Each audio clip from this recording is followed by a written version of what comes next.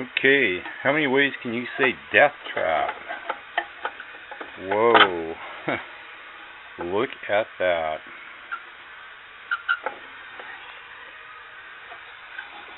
Absolutely know how you do it. So instead of using 4 capacitors like they should have, they tried cheating and using that one with that one. It's all flopping around in there. That's getting rebuilt. Over and out. Okay, so this here power board has been used, abused. It's not supposed to be flopping. We're just going to build a whole new power board. Replace all that. If the tubes are good. So we're going to test the tubes. And we're going to, if the tubes check good,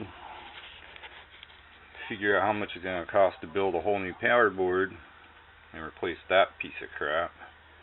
Stay tuned. maco300. Yep. Something else I discovered on the Maco. Guess what wasn't even soldered? Yep. See it flopping around.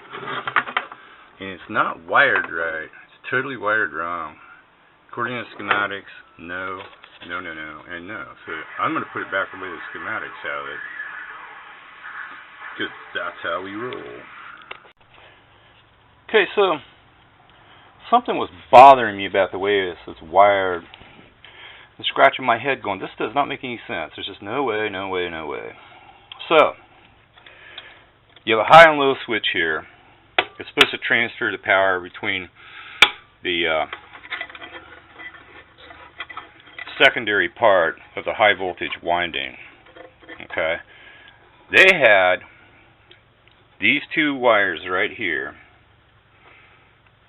going right to the diode rectifier bridge. Okay, so that would pump the high voltage into the diodes. Cool, right? This yellow wire is the center tap for the high voltage winding. Okay. High-low switch is supposed to transfer this and one of these legs into the other side of the rectifier bridge. That's not how they got this shit wired.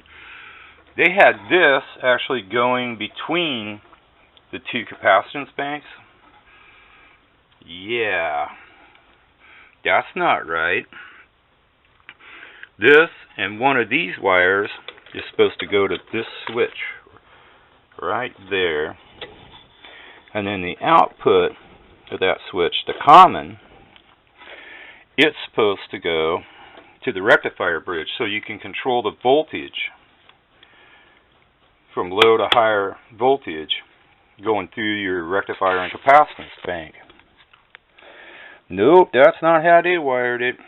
So we're getting the wire cutters out. We're going to wire it the way the schematics show. Because whoever got in there and messed with this, it was nuts. I mean, they should never ever be allowed to work on shit again. So anyway, that's where we're at right now. We're going to try to wrap this thing up here pretty soon. Catch me later. Bye. Okay, there it is. New board's installed. Wiring on that switch has been changed so it matches the schematics. Yep. Way better than that junk that came out.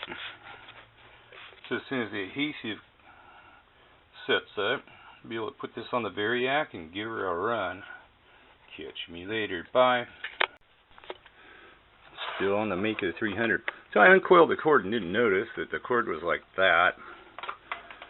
I was just getting ready to power it up with a Variac, but no, not now.